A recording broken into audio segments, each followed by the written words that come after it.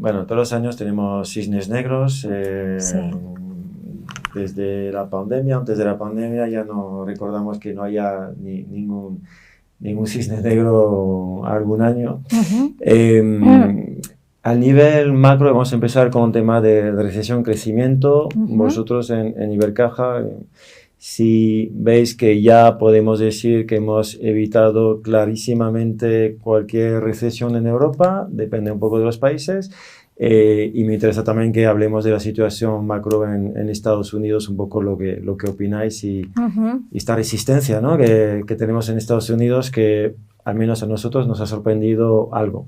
Efectivamente, ¿no? Como comentas, yo creo que lo que hay que hacer es una primera diferencia y muy importante entre lo que está pasando en Estados Unidos y la realidad que estamos viviendo en Europa y en zona euro, donde también realmente vemos grandes divergencias entre unos países y otros, ¿no? Pues vemos como los datos de crecimiento en Alemania no tienen nada que ver con lo que está sucediendo en países pues, más periféricos, como podría ser en España.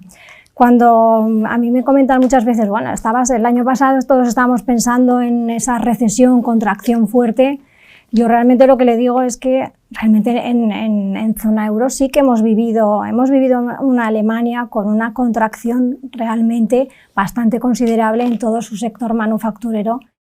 Yo creo que el mapa mental que teníamos todos para este año era un mapa que incorporaba pues, el impacto de las subidas de tipos anteriores, ¿no? Y si tiramos de la historia, si tiramos de cualquier cosa, pues podíamos esperar que esas subidas de tipos tuvieran un impacto significativo, ¿no?, en la actividad económica, y eso es lo que no estamos viendo, ¿no? Yo creo que o no estamos viendo en el grado que el mercado podía anticipar. Eso es bueno por el lado de crecimiento en Estados Unidos. En Europa es cierto que sí hemos visto efecto, pero también es cuestionable cuánto de la ralentización en Europa tiene que ver con la propia subida de tipos o con la vuelta al crecimiento exiguo, por ser elegantes, que el crecimiento estructural que tenemos en la eurozona, ¿no? El ritmo de crecimiento que estamos viendo en el caso de Estados Unidos, ¿no? Y un poco también en Europa, ¿no? O sea, como que al principio toda esta narrativa alrededor de la recesión pues parecía que era lo que era el consenso, y yo creo que básicamente la narrativa de recesión, al menos por lo que respecta a Santander, poco más que ha desaparecido, ¿no? O sea, no pensamos que vaya a haber una recesión ni en Estados Unidos ni en el caso de la eurozona. Más aún pensamos que la eurozona en este año va a crecer incluso un poquito más que lo que lo hizo el año pasado, donde el año pasado claramente hubo un periodo donde se entró en una pequeña recesión técnica. El tema de la inteligencia artificial, que ha sido... Sí.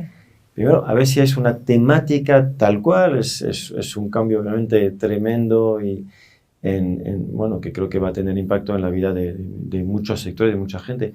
Pero me interesa saber si al día a día de la gestión, porque al final somos profesionales de la gestión o de la asset allocation, pero si ya tiene algún impacto para vosotros, si estáis anticipando que podría tener un impacto bueno, en lo que será la gestión, digamos, en el futuro, en los próximos años, pero a lo mejor podría llegar más rápido de lo que pensamos. Sí, a ver,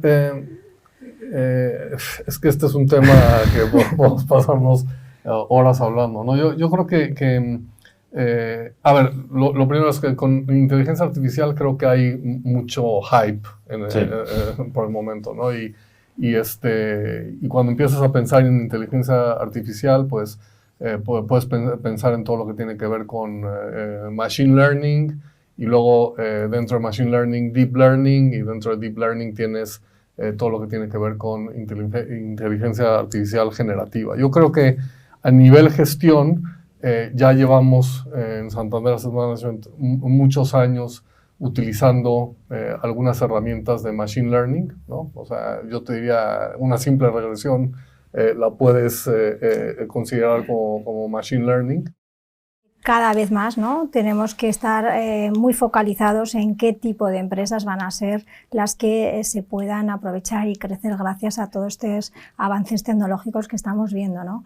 A mí que me gusta mucho leer estadísticas, el otro día leía una estadística que veía como que en los últimos 100 años tan solo el 3% de las empresas han generado el 100% de la riqueza global. Por lo tanto, ahí te das cuenta que pues, la mayoría de las empresas realmente no generan esa riqueza, sino que son unas poquitas las que son capaces, ¿no?, de crear esas grandes disrupciones. Yo creo que en este momento estamos en esa fase, con estas disrupciones tecnológicas que se están produciendo, yo lo llamaría hasta incluso un enredo tecnológico, ¿no? Cada vez te empuja, esos avances tecnológicos te empujan entre sí.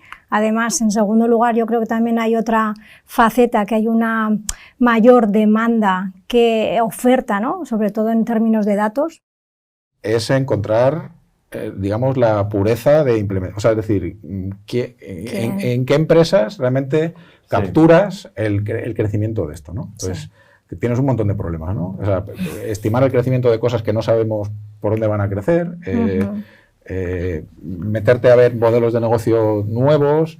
Entonces, en toda la inversión temática, pues hay retos que en el caso de la inteligencia artificial pues son mayores, y que quitando comprar Nvidia y las otras 3 cosas que hay ahí, pues no son nada evidentes como tomas exposición a este tema a día de hoy.